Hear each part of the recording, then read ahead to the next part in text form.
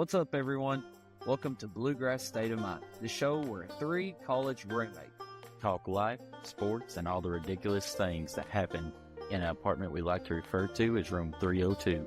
We're bringing you stories, hot takes, and the kind of late night debates that probably should have stayed in the group chat. So grab your headphones, sit back, and get ready for a wild ride through our past college life, sports, and everything in between. Let's get into it. This is Bluegrass State of Mind. What's up, guys? Welcome back to another episode of Bluegrass State of Mind. As you can see, it is just me and Mason tonight. Bulldog is out for tonight, so for those who are big Bulldog fans, you'll just have to deal with just me and Mason. Mason, I think we can hold it down. Got a pretty good one tonight. It's Mason, this is one of those times of the year where there's just, I feel like, not a ton to talk about. You can talk about football. Spring football's already done. We didn't talk a lot about that because of all the basketball stuff that was going on. But Will Stein is still getting in some recruits. The football schedule is out. Like, there's a lot we can talk about, but while basketball is still relevant, which it's only going to be relevant probably big time for about another week, just because we will know a lot more than what we know right now, just because the portal closes in 7 days. I guess by the time this is out, it'll be 5 days. So let's just kick off tonight with some Malachi Marino stuff. Mason, Malachi Marino, the last time we were on here, you was not with us. At that time, we were pretty confident in Malachi Marino coming back for his sophomore season. There was talks that, that his draft stock was going up, but it wasn't to the level, I guess, that you would say it was at this point right now. Right now, he has actually made his way up in a mock draft to 23rd. Even Jeff Goodman from the Field of 68 reported that right now, Malachi Marino is a 50-50 decision. I don't know if I agree that it's a 50-50, just because if you follow Jeff Goodman, there's a lot of stuff that he says about Kentucky that it really don't match what's actually occurring. Yes. So I just want to hear your thoughts, and then we can bounce off each other. Like, what is it? How important is it for Malachi Marino to come back for this team? We talked a little bit about it last week. We gave our thoughts, but I want to give you a chance to share your thoughts. And I don't want to continue to beat a dead horse because we already shared our thoughts on it. But I do want to give you an opportunity to explain why you think it's an important piece for us to have Malachi Marino coming into next year.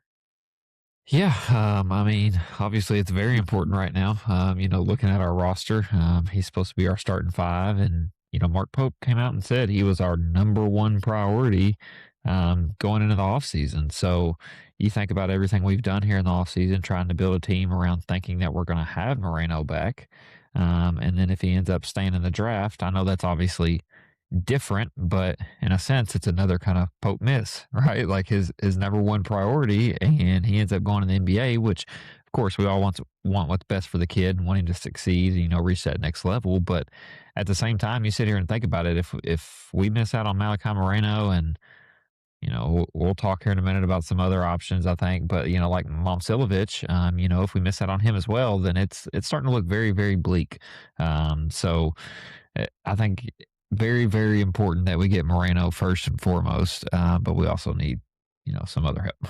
Well, and again, and I'll kind of restate just a little bit of what I'd said. Like, it's not a thing about Malachi Marino making the wrong decision. I mean, obviously, his dreams are to be in the NBA. But coming solely from the Kentucky fan aspect of it, like, this is like a make or break thing, because I guess why I say that is because the chances of Momcilovic coming to Kentucky decreases significantly, I think, if Malachi Marino. Yeah, he's already said he wants to compete for a national championship, so. Right, and that's ultimately now, there might be some that, like if we give up a Malachi Marino, but we're able to land Momcilovic, I mean, I would take it, but I guess why I'm so hesitant is because to elevate us to get to a potential Final Four run, it's going to take both of those guys. Yeah, because agree. there's not any bigs out there. Because then what do you do, Mason? I mean, are we going to rely on Frank the Tank and Reese Potter as our bigs? Like, we're going to have to go out and get somebody. And this late of the game, I just don't know who you go get. So that's where I'm at with Malachi Marino. I think I don't necessarily believe that's the 50-50, but I do think that he is thinking a lot more into it than he was probably going into his workouts, just because of everything that he has heard. And also I do want to mention, like, there was a tweet on X that he did. I don't know if you've seen that, where he put like the googly eyes. Yeah. I have to think that that is more Kentucky, like googly eyes, than the NBA. What do you have any opinion on that? Like, I can't foresee him. Like, I'm also wondering, like, who is like, so this is something interesting. Did you know this? I don't know if this is true. My dad told me that the guy who is handling Malachi Marino's decision, and, like, I guess so-called his agent, I don't know if it's necessarily his agent, like, but is his brother. That's what my dad told me. He said he had heard something, or read I something did about not know that. that. I don't know if that's true. But if it is, you got to think that he would probably have the Kentucky roots. I mean, he played at Eastern. Did you know that? I think we played against him whenever we were there, for that Yeah. one game we played there. But I don't know. What's your thoughts on the whole googly eyes? I mean, do you think that's the NBA or Kentucky connection? No, I think it definitely leans more Kentucky. Just, you kind of pointed to him being a Kentucky kid, him understanding the fan base, things like that. I also do think it makes, like, I know he's climbed in the, mock draft and things like that, and gotten better feedback than what he initially expected. But, this draft class is loaded. And, you think about everybody, I've read several people saying that if he comes back to college, he's going to be one of the top centers in the nation next year. So, could he jump from 23rd to, top 10? I think there's a good chance he could, if he comes back and proves himself and develops his game and, focuses on whatever they tell him he needs to work on. So I think it leans more towards Kentucky, and maybe that's a little bit of, hope and bias coming out, but I I think in think my eyes it does. I think something was vibrating. Is your mic? Do you hear that? Mm-mm. Move your mic right there. Like, separate it from that. Yep, there it is. Something was hitting. I don't know. It was like vibrating. No, okay. So yeah, well, let's get into, I guess, the deeper discussion of bouncing off that, and I know that was kind of chillax, and our reactions right now are not like up jumping and going crazy, raising our voices, just because we really don't know. Like, it's the unknown, and like that that is kind of out of Pope's. Like, he can't handle that. Like, if a kid decides to go to the NBA, like, good for them. Like, we can't punish Pope for letting that happen. And I'm at peace with that, as I think most people should be and would be. Now, let's flip the script a little bit. Let's talk about Milan Momcilovic. So last week, there was reports that Momcilovic didn't have Kentucky in the mix, and that's what I was alluding to with the whole Jeff Goodman. I think he's just wanting clicks. He's wanting attention, because we most definitely are in the mix, because his most recent tweet was that if Momcilovic does return, then he is looking at Kentucky, St. John's, and Louisville. That's all the reports that you're seeing right now. He also has stated, now I don't know that he stated that. Did he actually say those teams, or is that just everything that's coming from probably his agent? I think it's just everything that's coming from, maybe who his agents talked to or has reached out or something like that. Now, I did think that it was very interesting, though. He did state, I don't have it wrote down, but he did talk about Mark Pope, saying he was a good coach, that he liked his system when he played against him, and he does want to compete for a national championship. And that's why it's so important, I think, for this Kentucky team and Mark Pope if we can retain Malachi Marino, I think your chances and your stock rise a lot more on landing Milan Momcilovic. Now, this is where I'm starting to, like, oh my goodness, like, is this about to happen again? Let's say that Milan Momcilovic does go through the whole workout, then withdraws his name, and then it's down to the three schools: Louisville, Kentucky, St. John's.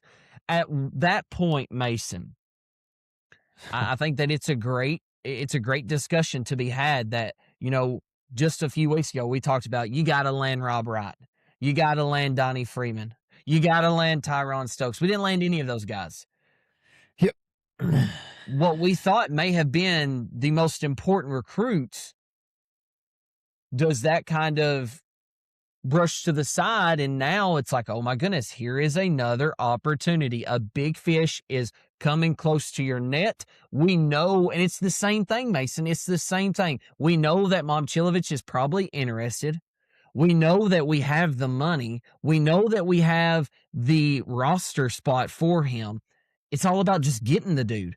So, first off, what is it going to be like if this guy goes to Louisville or St. John's and doesn't commit to Kentucky? Like, what at that point is it? I mean, are you already there, or is it just solidifying the icing on the cake that, like, Pope he just can't recruit. He cannot do it. Like, and I think that's a fair assessment to be had. You know, we've talked about that and we've said that, but like, I guess what keeps surprising me, I don't mean to go on a rant here and I'm going to hand it over to you. I guess it's just the opportunities that keep rising. Like, I don't like, does that's what's surprising to me, is that we are in talks with so many good players, and that we wouldn't even have this discussion if we didn't have these talks or have the interests of the players. We do, though. So it's another opportunity for Kentucky and Mark Pope to say, hey guys, I'm here for the long run. I can recruit. Hold back, BBN. We'll be just fine. So, like, there's a lot to unpack there, but what are your immediate thoughts on that whole situation? Yeah, I mean, obviously, it is a golden opportunity for Mark Pope, and I'll be honest. You know, if he does end up landing Momcilovic, he got a little lucky. You know, he got his butt saved here for a guy coming out, you know, pulling out of the draft last minute. Because I'll be honest, if we get Momcilovic, I'm excited for next year. I think we do have a roster that could compete, just based on how this roster is built, and I feel like it fits Pope's system better. But like you said, it brings back the question, like, we're gonna be right back in this spot if he pulls out of the draft, right? It's us, it's these two other teams. And, you know, it's coming down to these three. Can Mark Pope finally land a punch and, you know, land a big guy? We haven't seen him do it. So, I mean, I think it's either going to go one of two ways. You know, like I said, I think people are going to be excited again if he does land them, you know, have a little bit more optimism for next year. If he doesn't, on the other hand, there may be people camping out of Rupp Arena ready to let him go at that point, because, like, you've had all of these opportunities and not one big fish have you been able to land. I just think that it is, if you land Momcilovic, you're saying Silovic and I'm saying Chilovich. I've heard that it's Chilovich. But Silovich. Nah, I think it's Chilovich because of the whatever origin he is. It does look like Silovich, but I say Chilovich just because. But what I was saying was that if you land Momcilovic going into next season, you have that excitement again. Like, and that's that. And Mason, you know good and well. I mean, we did it. It don't take nothing to get us excited. Yeah. I mean, it don't. Like, we fall for it every year. Now, I am not going to ever get to the point where I was against the Exhibition A Purdue.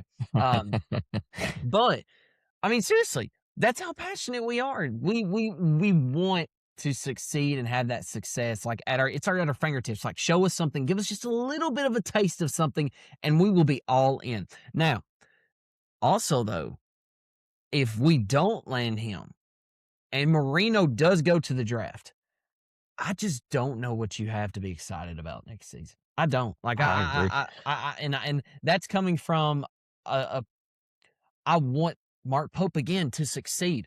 I want Kentucky to be successful.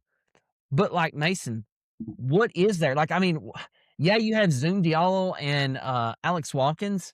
I mean, a pretty good backcourt. I mean, but Braden Hawthorne, we just don't know. I mean, we've heard his dad on talks to say, like, don't worry about Braden. I mean, well, how do we not worry? You know, we've not seen the kid play. He got redshirted because apparently he was too small. Like, so, like, that's a one. If you're like, okay, like, you don't hear that often. Mace, have you ever heard that before? Heard what? Of a player who was really good, apparently, but being Yeah. redshirted just because they were too small. No, and I mean, we kept asking the same question all season last season, like, well, if he's that good, I think it was Goose Gibbons came out and said he was one of the best players in practice, every practice. And so, I mean, if he was, maybe it just came down to the decision that, him, his family, and, the people around him and Mark Pope had decided that he was just going to redshirt this full year no matter what. And, they felt it was best for him to put on some muscle, which he was obviously frail. But yeah, I mean, it's kind of unheard of I think he ended up moving up to like 33rd last year in the rankings with a loaded, loaded recruiting class. So I mean, we'll see what he's got, but it is odd to me. I don't need to put on some muscle, but it's still just it's weird. Yeah, I know, and that's what I mean. Like, that's the unknown. Like, we don't know. Like Cam Williams, we only got to see a little sneak peek of whenever he was peak Cam. Like that. So that we don't have that dude. I think Alex Watkins can be that dude, but Wilkins. Wilkins. You can't rely on just him with looking at a roster such as a Louisville, a Duke, a Tennessee. I mean, just look at our conference in general, Florida. Like, I mean, like it's just it's the landscape that we're at. So, Yep. Let's get into I guess talking about another in-conference team. Mr. Will Wade at LSU. My goodness. I don't even know what to say about this. So for the ones who are listening, Will Wade is the head coach for the LSU Tigers men's basketball team. He, may I remind you, he coached at McNeese State 2 years ago and was there for how long was he there? Do you know? I didn't write that down. I think it was just 2 years he was there. I think it was 2 years as well. Had a good run, then was hired by North Carolina State, NC State, and coached there for 1 year, had a decent run there, and then was hired back to be the LSU coach because he originally was the LSU coach probably 5 years ago, maybe 4 or 5 years ago. And he had him, playing well and getting better, and then he got in some trouble. Right. And that trouble, he kind of shown him his cards right now. Like, this is probably the trouble that he was doing with now he can get away with it. Maybe we'll see. So what we're alluding to here for those listening is, LSU basketball has just signed a bunch load of guys. And when I say guys, I guess I need to change that language to men. This year's LSU basketball potential roster is going to be older than the Spurs starting five, potentially. They have RJ Lewis, who is 23 years old, Yam Madar, who is 25 years old, Marcio Santos, who we did try to go get at 23 years old, Bryce Desert, 23 years old, Austin Nunez, 23 years old, and Salou Nanad at 22 years old, along with Mohamed Diabate. But it's not just the age thing. These guys are professionals. So let's just take RJ Lewis. That's probably the one name, if you know anything about college basketball and you keep up with it, that's a name most people remember from last year. He was the Big East Player of the Year, played for Rick Pitino at St. John's, led them to, a Sweet 16, got beat to Cal. I think it was a Sweet 16. Sweet 16. Maybe it was round 32. Maybe it was round 32, maybe. I can't remember. I think it was round of 32. I think you're right, too. But RJ Lewis, guys, he signed a 2-way contract with the Jazz last year and was traded, he signed a 2-way contract with, I think, the Celtics and then was traded to the Jazz. But he also played in the G League. This Yam Madar, Mason, he was the 47th NBA pick in 2020. COVID. And he played in the Summer League for the Celtics. And he's been playing overseas in a pro league in Europe.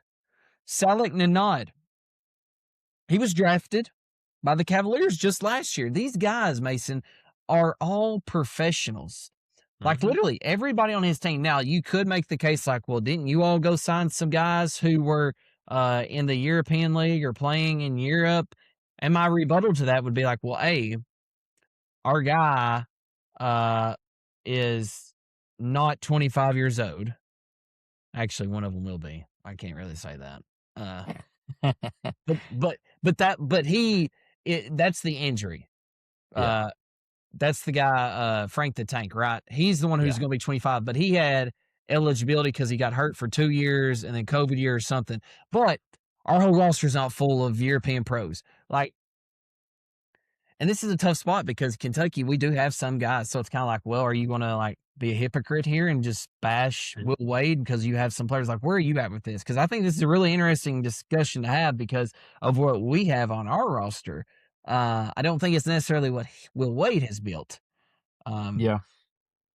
I don't know. Like you said, it's interesting, and I think there definitely needs to be a line drawn somewhere. I don't know exactly where that line is. Maybe if they were, had played at any point in, I don't worry so much about overseas, I guess, just because like if they were really that good, they would have went pro. Like, yes, they've been playing a little bit longer. Yeah, they may be grown men, but still, like, if they were that good, they would not be playing overseas. And the only reason they're coming back right now is because they can make more money with all this NIL. So I think for me, it's a weird situation, like you said. But I think for me, you kind of draw that line with NBA, right? Like if they get drafted in the NBA, if they have ever had any type of contract in the NBA. I think that's where I draw the line right now. And I do get that these guys from overseas that are playing professionally, they've already had their chance at college. And that's another fair argument because they're taking up some of these spots for other guys, right? You're probably seeing more guys getting pushed down. But in the end, I think it does make college basketball more competitive just because you have some of these guys with experience. But I do think the 25, 26, and maybe that's where that age thing comes in. I don't know, the 5 and 5 or whatever, but Right. something needs to be done because it's just a Wild West right now.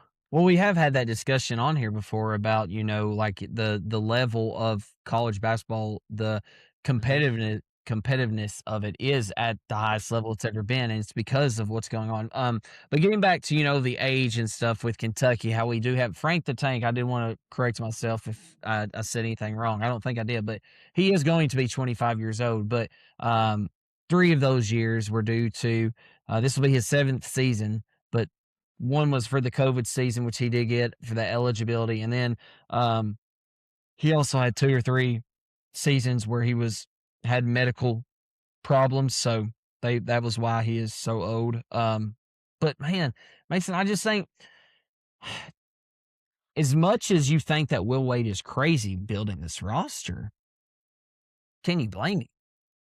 No, I mean that's the question for me is like, if you know what you can do with the cards that you've been dealt.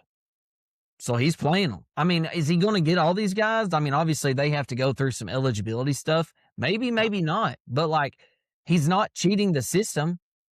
No. I mean, you know what I mean? Like, he's not. And I talked about it, like whenever we had talked in the past, like what coaches would we consider coming to Kentucky? And Will Wade was on my list just because he's not afraid to get his hands dirty. And right now, with the landscape of NIL, like that's what I was talking about a couple episodes ago when we were talking about like ways we can get back on top. Like you have to be innovative. You have to be willing to try stuff. Like he's trying stuff right now. Like he's kind of going out of the normal way to try to figure out a way to get some of these players. And, he came in late, and I'm sure that they don't have that much in NIL right now. I mean, just think they just hired Lane Kiffin to come in there. I just got a report too. Ed Organ was just named to his staff as well.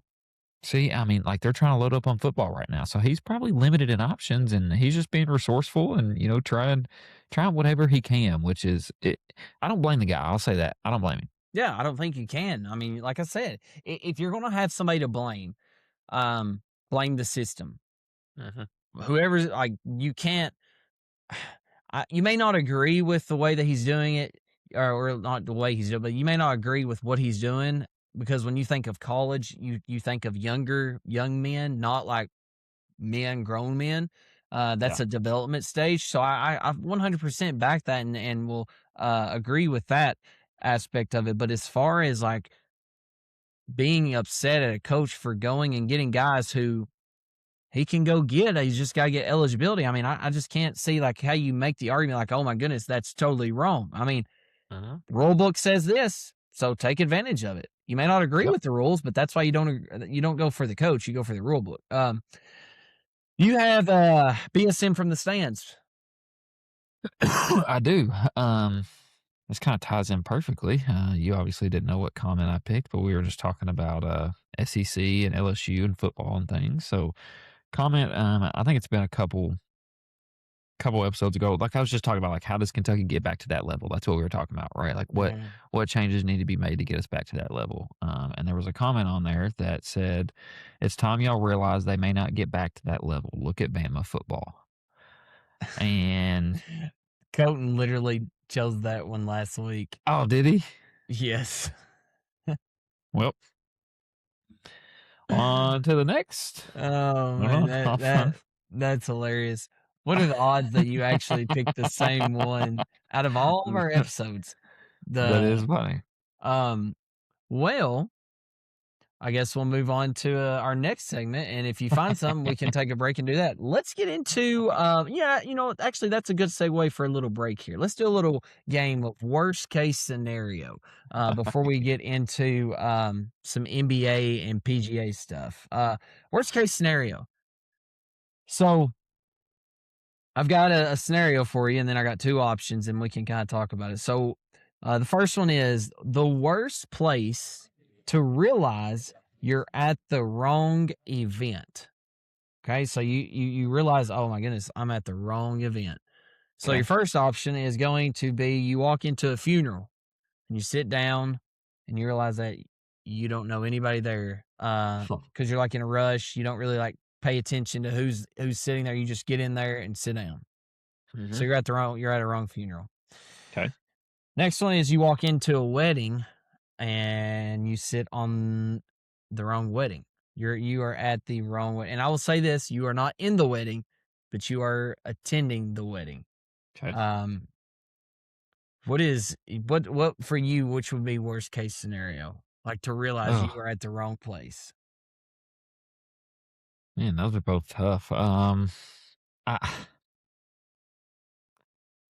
I think I'm gonna go funeral, just because of the atmosphere that a funeral has. I think at a wedding, it's kind of like a big party, right? Like everybody's celebrating. I could just kind of blend in and be like, oh yeah, start making some conversation. Well, you're celebrating life though. You're celebrating a human's life. Like you fought the good fight. but there's not a whole lot of celebrating at a funeral. The mood's not great, so I feel like it'd be like somebody taps me on the leg. They're like, how'd you know so and so? And it's like.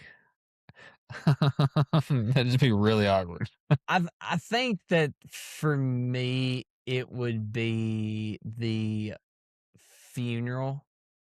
I'm gonna disagree with you on that, just because like I think I said the funeral. Oh, you just say okay. I guess I mean I thought you meant the the wedding. Okay, yeah, for sure the funeral for me too. I think of like wedding crashers. Like how many people in America in this world has ever went to the wrong wedding? Like I think they're like they do it purposefully. I don't know many people that's like, oh, let's go crash a funeral. Let's go to the wrong funeral. And if you do either one of those, that's a pretty bad look. I guess especially who you're going there to see. But never heard of that. Yeah, I mean like that's.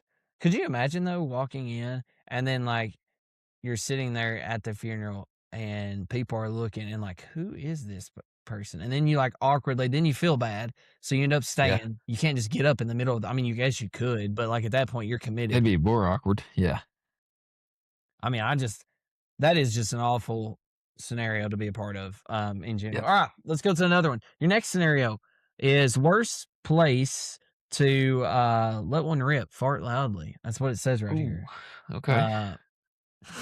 Didn't know he's going to be talking about this on our podcast tonight. But, this one is, I don't know. I will see what you pick here. Okay. So, in a packed elevator that stops between floors and nobody's talking. Like like you've been, for those, you have been in an elevator where an elevator is just an odd place. Like, unless you're like at the beach, I feel like, or like an event, like if you're like just going up to a doctor's office, wherever it is, like hospitals, it's pretty silent. I feel like whenever I'm on an elevator at the beach, though, people talk pretty good just because everybody's happy going to the beach, whatnot. But so that's your first option. The second one is in a silent courtroom, right as everyone is standing for the judge. And this Um, is not one that's just like, you know, kind of like, just like, yeah, yeah, no, it's, I mean, people here, everybody people's hears it. necks, yeah, they turn their head and be like, oh, wow, that was embarrassing. All right. I'm I'm gonna go silent courtroom, and I'll tell you why. Because I've I've done the one in an elevator before, and it wasn't. It may have been even worse. It was when I don't know. I was still in high school, and we go down to the SEC tournament every year. Me and my grandparents would, and we're staying at the Hilton right there beside Bridgestone. Yeah. And we get on the elevator. It was either to go up to the room or come down. I think we were coming down to the lobby. As soon as we get on there, I let one go, and I mean, it smelled Did you maybe awful. like try to make it like a silent killer so everybody's kind of looking around like, Well, listen, when we who? first got on there, it was just me and my grandpa, and he's He's like, probably sitting there like, "Yeah," golly. he's like, "Are you kidding me?" He's like, "Are you serious?" So the elevator stops like 3 floors down, and the door opens, and he goes, "I want to introduce y'all to my grandson, Flatus Rowan." He didn't even want. He didn't even want to name you by your real name. Yeah. Uh, So that yeah, I'm going to the courtroom. I'm actually going to agree with you on this. The courtroom. I just feel like. Actually, no, I don't know, Mason. The more I'm sitting here, I'm like, okay, on the elevator, you sit there. If you let it rip, you can get off that elevator and leave. That courtroom, like if I know you're standing for the judge, but I never did, I guess, clarify is the judge like when he walks in for the beginning, or is it like to give his judge like so that's a big question there. But I'll You got to sit there the whole time. yeah, you gotta sit there the whole time. Everybody's just looking at you and just like in disgust. Like what is so I'm gonna go elevator. Get it, dust them and get out. This is the way I'm gonna look at it. With All the right. courtroom. And also, depending if you're the person being sentenced, it could help or could hurt you on whatever the sentence is. I didn't say also if you're the guy who's there or if you're just who's going to be getting sentenced to something for you done. I mean, I guess I didn't clarify enough, but still, regardless, do you think that when doing that, it's you just own it, or do you try to do like a silence killer? No, I mean, if I do that in a courtroom, I'll turn around and point at somebody else. I'm like, bro, come on. Like, I'm trying to play it off on somebody else. People who are listening to this podcast, they're like, "What are they doing? Talking about fart in a courtroom?" Or it's a worst case scenario, though. Like that's what I mean. Legit, this stuff happens. So let's Yeah. move on before we lose viewers on that one. All right. Worst place to trip and you just eat it. Like I mean, you just fall down and you eat it. Walking down an aisle, as in our we would be a groomsman. So you're walking down as a groomsman, and Uh-huh. everyone obviously is watching you. It's the beginning of the ceremony, not the end of the ceremony, or walking into a meeting uh 30 seconds to a minute late. And like you just fall. And this isn't like a meeting virtually, it's like in a conference room business meeting. You're with your boss. Excuse me, my voice prompt there. But you're there with the executives, the big dogs on campus, and you are late to that meeting. Or are you gonna eat it whenever you are at the wedding? Listen, I think worst case scenario, so the one that I would not want to do would be the wedding, just because, like, not even so much for myself, but for the people's wedding that I'm in, like, how, like, embarrassing, and they're like, Yeah. of course, Mason, trips coming down the aisle. So I mean, I think for me, walking in and tripping coming into a meeting, like my boss would just laugh at me. He'd just get up and laugh at me and, play it off, and it wouldn't be that big of a deal. So I think the worst case scenario one I would not want to do would be the wedding. Yeah, you put it like that, that's kind of a hard one now because I didn't really think of it that way. I just think of, when thinking because like, all bosses are not first off, if you are late, Mhm. a lot of your bosses may not take that like, "What are you doing?" Like, Yeah. "You're supposed to Yeah, be he on probably time." wouldn't be happy about that, but Right, right, but I mean, there are some bosses would laugh it off and others wouldn't laugh it off and be like, "What's the fun?" Like, yeah. "It's not funny, you're late to our business meeting." I'm gonna go, I guess, with the business meeting, in front of all the executives, your bosses, the important people. Because the wedding thing, you could kind of play it off to make it a fun thing. Like not play it off in a general that it didn't happen, but like you could play it off and just like roll with it, like yeah, like go along with. But with that at a meeting, I don't know that you can play that off. Like you're late, everyone's eyes are on you. You're kind of sending vibes that like, are you taking this job serious? So I just think it could maybe lead to some other things. Last one before we get into some NBA talk is the worst place to accidentally call someone the wrong name. First one, I'm sure you've done this before. Most everybody, maybe not everybody, but I know I did, and it was embarrassing. Calling your teacher mom or dad in the middle of a lesson in front of all your friends in a classroom, or calling your date by your ex's name mid conversation. Oh, worst one is definitely calling your date your ex's name. That's definitely the worst. No, I'd much rather do the one in class calling my teacher mom or dad. Yeah, I'll probably get clowned by my buddies, but I'd be in a lot deeper crap if I did that. Oh, that was just so embarrassing though. I remember growing up, I had done that. Like, you catch yourself, like you'd be like, "Mom" or "Miss," like you catch yourself mid sentence. Yeah. And I remember I'd done it a couple of times. I don't think I ever. I didn't have any male teachers, so it's only mom that I'd have to worry about. But yeah, no, I mean, I absolutely though in your case, yeah, I mean, like if that's when you go with, you'd be in the doghouse. But I guess it just is dependent. Like, are we talking like a first date? I didn't say that as well, or if Yeah. you're like with them for a while, because if it's the first date or two, like things happen. I'm Oops. not saying like, yeah, I mean, like I've been with this girl for years. Like I'm trying to get over her and I just accidentally Yeah. spill her. Now, if we've been dating for a couple months up to a year status and we're dropping our ex name, yeah, you might not a good look. That relationship might not stay. You might be having to crawl back to your exes uh because of that reason alone. So just a little fun little game there. Wanted to get away from sports for a little bit. All right, let's get into some NBA stuff. Man, what a series are we having in the Western Conference between the OKC Oklahoma City Thunder and the San Antonio Spurs. When looking at that series, I mean, obviously, I think we start with the alien himself, Victor Wembanyama. The game he had in double overtime to without a De'Aaron Fox. What do you have? 41 points. 20 something rebounds. I mean, just a freak of nature. Mhm. So in thinking about that, Mason, is we had wrote this question. Is Victor Wembanyama the clear cut person that you start a franchise with if you had the option right now? Absolutely, and I don't even think it's close. I mean, you just look at what he does on both ends of the floor. Like they've talked about it throughout this whole series. You know, the announcers have like if he's in the lane and somebody from the Thunder's dribbling at him, they're not even like attempting to shoot the ball. Right, like they're having to settle or kick it back out and try to create again. So I just think he affects the game so much on both ends of the floor. You know, there was a possession earlier where he's driving in, he shoots it from outside of the paint, misses it, gets his own rebound on the opposite side of the rim with his left hand, tips it back in. You know, and it's just the things he does. It at 7'5", it's incredible. Yeah. That pull up three he hit, Game last one. game. Yeah. Yeah.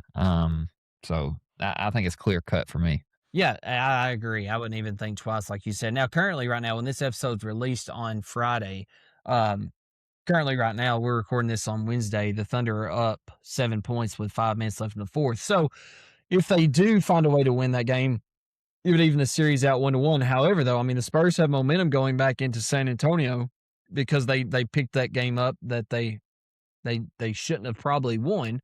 But it's also it's going into tonight's matchup for Game 2 of the Western Conference Finals. I think it was the Spurs had won 5 of the last 6 matchups. I guess, yeah. So, like, are they their kryptonite? Is it like, and I also think I was thinking about this before they even talked about it today on some sports channels. Is like, it almost seems like if OKC doesn't get it done this year again, it might be like I don't know that they're going to get past the Spurs just because of you think of De'Aaron Fox, who you think of all these young guys, Dylan Harper, Stephon Castle, he's balling right now. Man. Now I know you could say, well, don't jump the gun. The Thunder have a load of players as well too, but I don't know. Like I just thought that was a statement game for Victor Wembanyama. Like I am here. And let me ask you this, Mason. Do you think he should have won the MVP though? Wembanyama? Yeah. I don't. No, I don't think so either. It's hard to argue that you, as far as the leading scorer and all that stuff, take into that consideration. You didn't have the number 1 seed in the Western Conference Finals. That's what I was gonna say. I mean, that's the main, So, like, it's kind of like, okay, like, then what, like, are we talking about potential? Yeah, if it was potential, MVP, like, most potential. His time's coming. He's going to get them. Oh, yeah, absolutely. But so that's the big story right now. I've not been able to watch some of this game, too, since we've hopped on here. But I know early in the first quarter, Shea was balling out, playing much better. But shifting gears, so that's a great series right now. But when looking at the Eastern Conference, you have the Cavaliers and the Knicks. Also, I mean, I'll be honest with you, Mason. Last night, I turned it off with like 6.5 minutes left. I was like, this game's over. I didn't turn it off, but I was like scrolling on my phone. I look up and I'm like, oh, wait, what is happening here? They just kept coming back. I woke up this morning and was looking at some stuff and then seen some stuff on X about a comeback. And I was like, what are they talking about? And I looked, I was like, what? The Knicks won? So you got to watch it mostly then. I didn't. I watched some highlights. Would you say that it was more of the Knicks the Cavaliers giving the game to the Knicks, or the Knicks just finding a way? I think the Knicks really started to attack. I mean, watching the game, like when I really started paying attention, once they started coming back, they were going at James Harden and just trying to isolate him, attack him. So I think the Knicks kind of figured out what they needed to do. And then I also think the Cavs, they didn't execute well on the stretch for sure. So I think part of that was them, kind of giving it away and not being able to score buckets whenever they needed, which I feel like we've seen some with the Cavs here in the playoffs. I feel like they go on these droughts. They may get up big or they may get down big, and then they'll go on these hot streaks. So I feel like the Cavs are just a very streaky team. So part of that's probably themselves, but I think the Knicks did a good job of, obviously Jalen Brunson started taking over. He got hot, but I think they did a good job of trying to execute what they were wanting to do on the offensive end, which led to other things. I got an interesting stat here for you. I'd seen this and I was like, what? James Harden has made the playoffs every year of his NBA career, I think. That's impressive. Think about as much that he's been traded, how many times he's been traded. I could be wrong, but I looked it up on I seen on X, and then I looked it up. Well, listen, I'll say that's impressive, but think about all the people he's played with, too. Right, I know, but when you think of that, I was like, really? I didn't even like. It may have been a first round exit, but still, I mean, good for him. I know, but so getting back to this series though, man, the Knicks. I love watching the Knicks. Like I do, even if it wasn't Kentucky guys, I think it's just the buzz around New York, like the fans. I love watching the reels of all the guys. Like there's that. I don't know if you've seen that on Instagram, but the reels where that guy is like, we have OG Anunoby, we have Jalen Brunson, we have the heart of the garden, Josh Hart. Like I mean, he's like going like, and then they was talking about like, what would you do for a Knicks win? And he was like saying, like, it was so funny. He was just sitting there. He's like, I would give my child away. I'm like, what in the world? He's like, I would cheat on my wife. And I'm like, oh, these guys are like, I don't know if he's saying it, but like it was, they are crazy. And you talk about celebrity role, just everything about it. It's good. It's really good for the NBA. When the Knicks are winning, I mean, can you imagine I know the Knicks probably don't have a shot against the Spurs or the Thunder.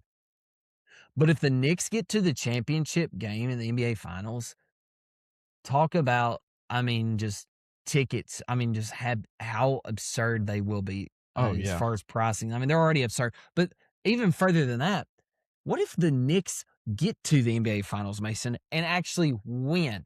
at that point, would you say that Jalen Brunson is the greatest Nick of all time? Oh man. No, I don't think you can say that yet. Who would you say? Like who comes to your head? I mean, obviously you got Patrick Ewing. Okay, but he only made it to 2 NBA finals and never actually won. Yeah, but I mean, you could make I the think argument. you could argue I just it. don't think you could do it yet. Like, I know, but I think you could maybe argue with old heads, but people who are realists who look at just stats alone and taking in consideration of the people surrounding it, like, I think there's an argument to be made. I mean, for real. I mean, you can look at that and be like, and I will say, how surprised are you about Jalen Brunson, or are you surprised? About how good he's been in the NBA?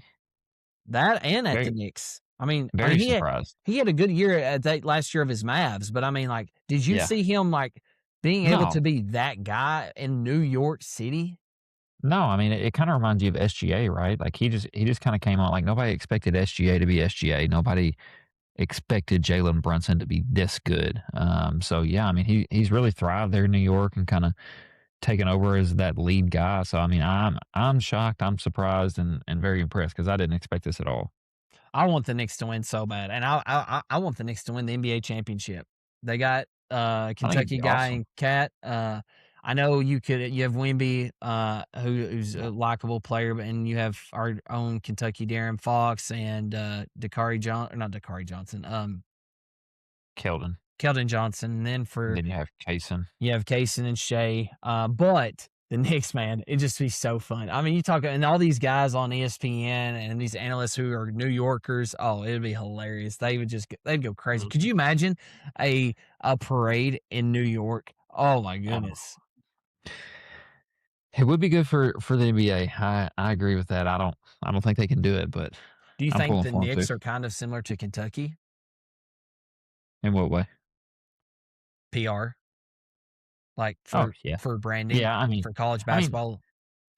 college and professional sports are completely different. But I do agree that like NBA or in the NBA, the Knicks bring out the stars, right? Like it's Madison Square Garden, right? Like this historic arena, So yeah, I mean, I think in a way they could be comparable.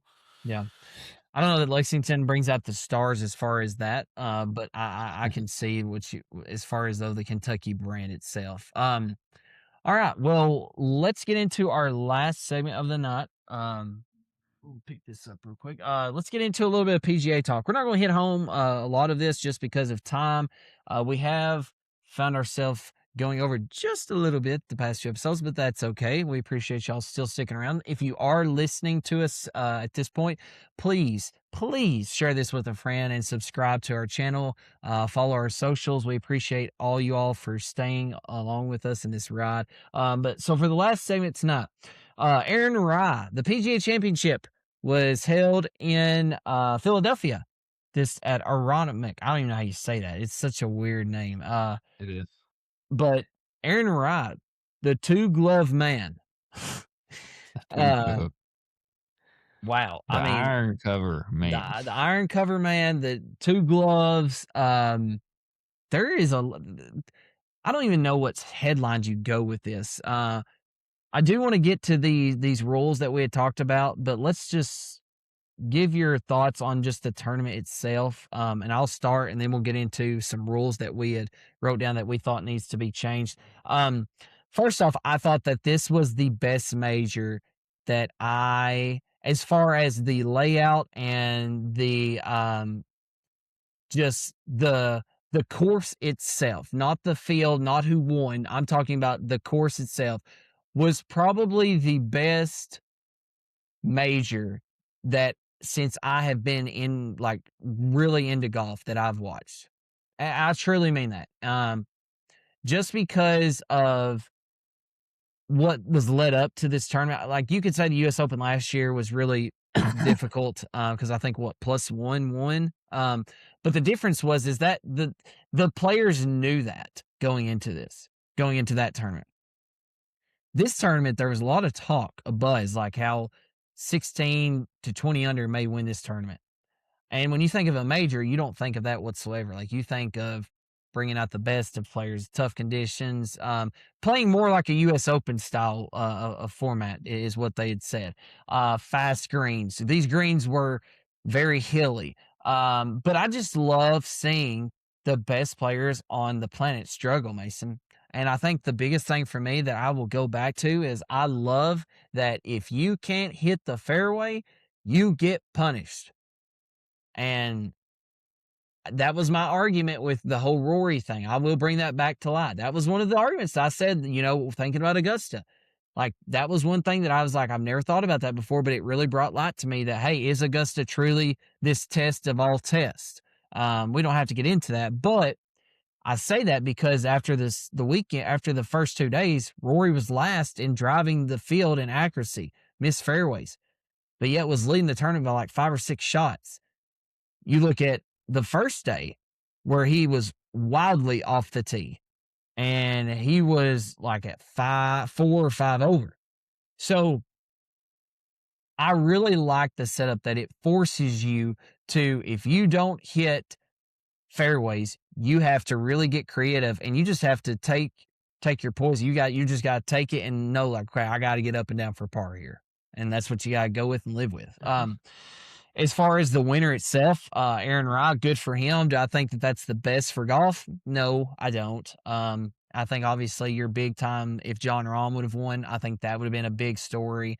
Kind of closing that chapter of like, I can't compete at a high level while being at LIV. Obviously, Scotty struggled putting. Rory kind of was in the mix, but didn't really fall through to the end. Jordan Spieth, that would have been a big story, completing the Grand Slam.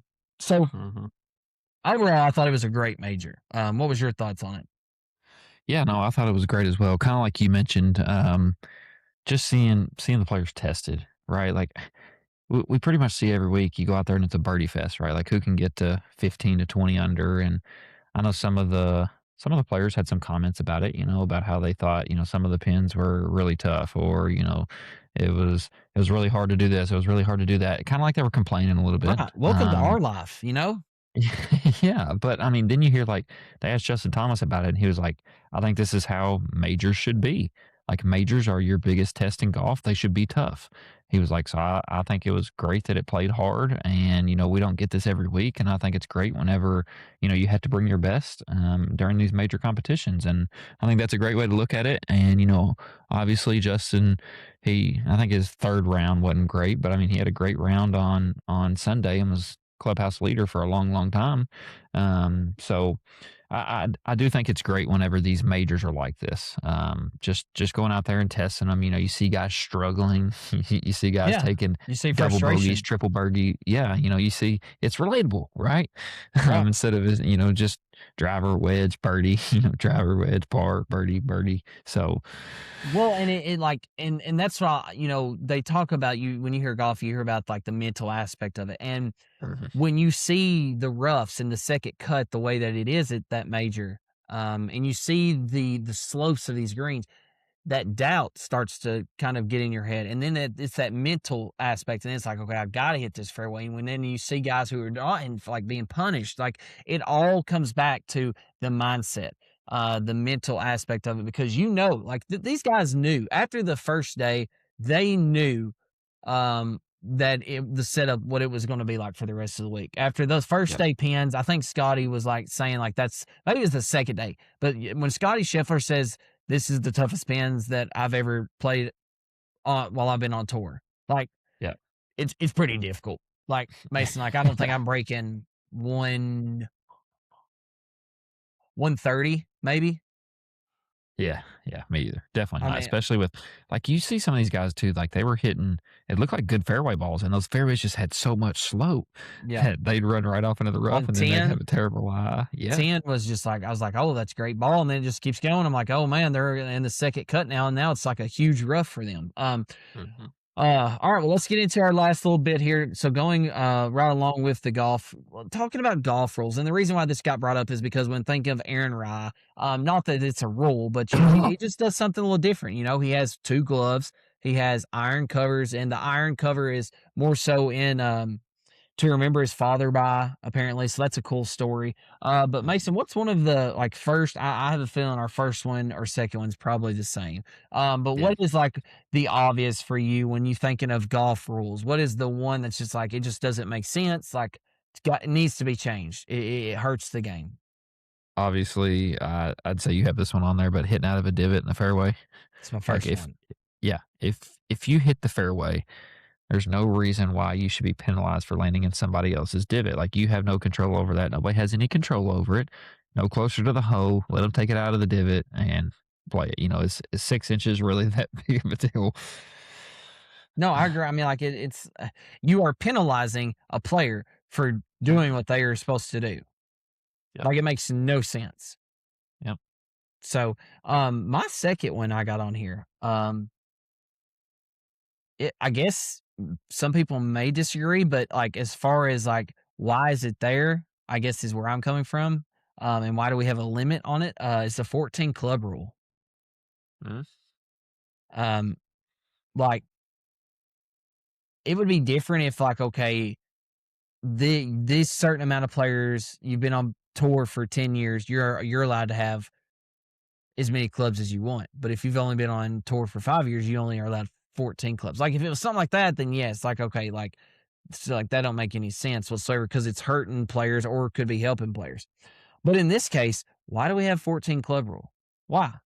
Like I agree. everybody has the same opportunity. If I wanna have a 5-wood, 7-wood, 9-wood driver, hybrid, mini driver, putter, 50-degree, 48 52, 54, 50 56, like 58. what you all who are watching us, the audience, we're not packing the bag. His caddy's the one packing the bag. Like the caddy knows what he signed up for. So I guess like why is that a rule? What does it hurt? Like what is the purpose of it? I guess like because Good everybody question. would have the same. They would have the same opportunity. Like you Yeah. can't just sit there and be like, oh, well, it's not fair. He's dry. He has a 50-degree and a 52 and a 54 and a 56. Well, you can have that too.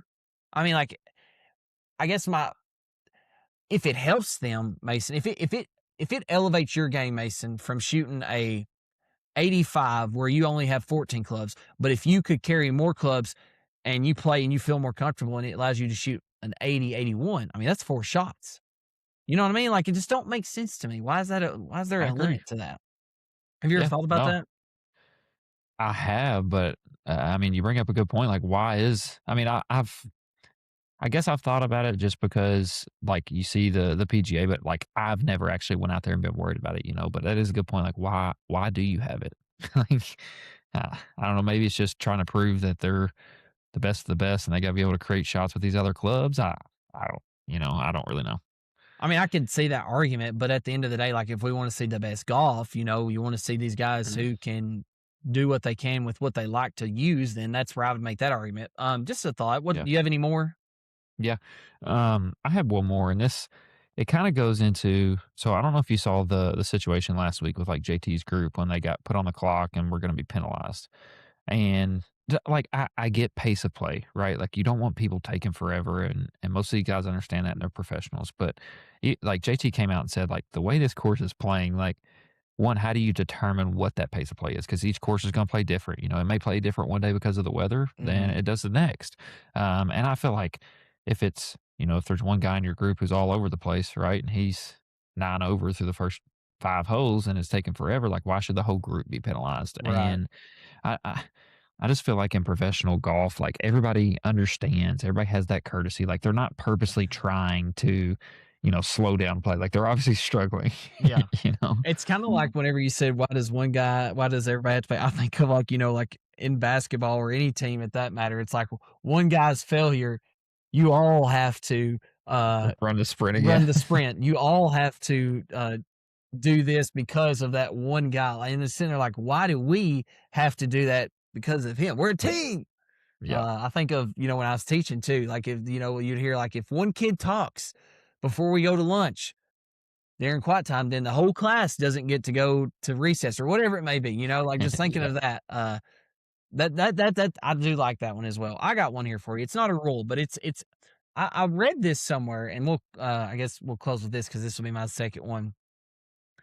Mason, think about this is not a rule, but what do you think it would look like if the PGA decided to change the ruling on putting that you can't touch your putt? You have to leave it as it is. And I got to thinking about that because you think of everywhere off the tee, other than like when you put it down off the tee, your approach, you can't touch it. I mean, unless it's like a penalty, you play it as it is. Like if it's in the thick rough, if it's in the hazard, if it's in the fairway, no matter where, unless it's ground under repair, something like that, you don't touch it. Then your next shot, bunker, you can't touch it. So why is it that you can touch the putt? Now, I know you could say, well, what about a mud ball? What about if it lands on the green and it's in a divot? Well, we already have the divot, that rule that it's playing, you can play off a divot in the fairway. So what would be the difference of playing in a divot on the greens? The reason why I bring that up is because if you want to talk about watching guys struggle and bring it down a little bit, like you think of how important putting is now. Think about if you couldn't touch your ball, like, because you know, and also something else to think about, Mason. You know that you improve your lie every single time you pick it up on the part. You can't tell me that whenever you pick that ball up, it's in the exact spot, the exact same spot that it was at when you put it down. It might be remotely close, but have you ever thought about that? I haven't, but that's a good point. Man, I'm just sitting here thinking about like me trying to do that, like that would, because I love to line up my putts, with I the do line too. on my ball. I do too. And a lot of golfers do. That's a interesting point. We need to get golfers' take on that next episode and see what he thinks about it. I think that would be I can see the argue of like, well, what about mud? But then I get to thinking, Mason, everything that you doesn't can matter bring in the fairway. Yeah. Exactly. In the fairway, unless it's you left have clean in place, Right, though. But I mean, on a good course, though, that's what I'm saying. You already have played with it on mud. You already improve your life in a bunker. Like you cannot do it. Like you can't even touch the sand like a practice swing. It can't be touching. It can't put it ground. Like so, why is it now that we get on the green? It's always been like that. Why can't we just play it, not touch it the entire time? Would I want to do that? No, absolutely not. But again, I'm not the best player, one of the best players on the planet playing on the PGA Tour. So maybe we'll have to ask Colton about that. I just thought that was an interesting thing.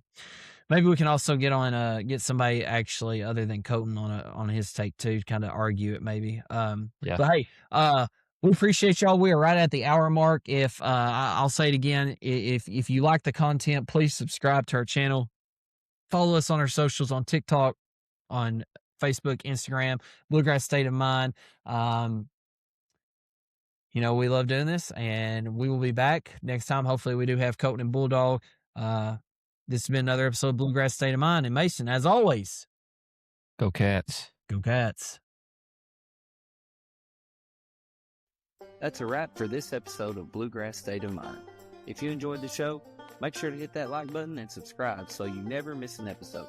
Also, be on the lookout for our social media pages and be sure to follow them. We've got plenty more stories, insights, and conversations coming your way.